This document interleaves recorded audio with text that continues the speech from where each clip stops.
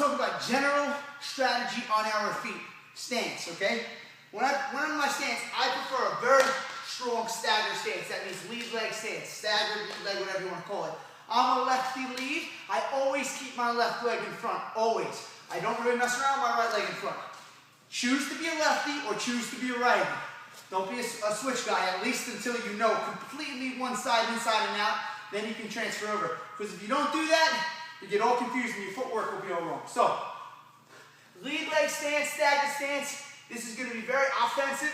I'm going to be mostly attacking. If I was thinking more defensively, I'd be in a square stance. Legs nice and wide, hands in. Here's a good square stance. Here's a good stagger stance, okay? To think, we can think feet wide, right down in the middle. We're not leaning forward over one leg. We're right in between them, okay? Good. So now, general philosophy when we're wrestling. I want head position. Perfect head position would be in here on Jermaine. So if we were battling for one another, right now we're neutrally head to head. We're getting angles. If I can get my head in here, this is perfect head position. Anywhere in here. If I get my head in here, he can't stop my single. So we say that again so you can hear it. If I get my head in here, it's going to be very hard for him to stop my single. It's very hard for him to stop and attack right now. Meanwhile, if we were head to head, can't reach, can't get to it, I'm going to have to work a lot harder to get there, okay? So good. Other thing I want to talk about, not reaching. Don't reach. In my stance, when I'm wrestling, I'm pretty much in here. Short little reaches. I want them to reach for me. If they reach, fine, good. Now I have something I can get in attack. Okay? So keep your arms nice and tight. Little shell stance, either here or here. And the last thing I want to add, push forward. We're always moving forward. I see a lot of guys, off the whistle, this is their big move. Jermaine's doing perfect right there. He's just taking control of the center, pushing in.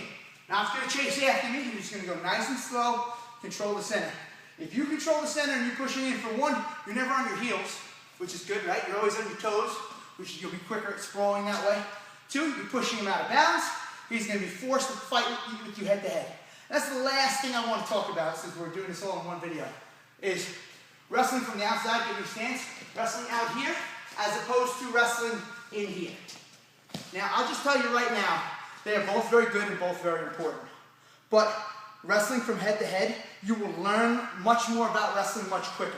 More real wrestling happens here, in this area. When we're really battling, one person's in some type of head position, there's real tie-ups happening. When we're outside, a lot of the time it's just dancing, wasting time, right? So, it's great. You know, if you're a good guy from the outside, that's great. You probably have a lot of stuff there. That's okay. But what are you going to do if someone doesn't want to play from the outside with you? If Jermaine's good at the outside and I don't want to play the outside, I'm the right choice. He's not going to be able to stop my head position. Okay? He's eventually going to have to come into the tie-up. I just stay super tight, push in. Either he's going to be running away from me, or eventually he's going to come in and we'll be head to head. So, outside stuff is great, but remember, if someone wants to be head to head tie-up, the other guy doesn't have the choice. Whoever wants to be head to head will get it. Good.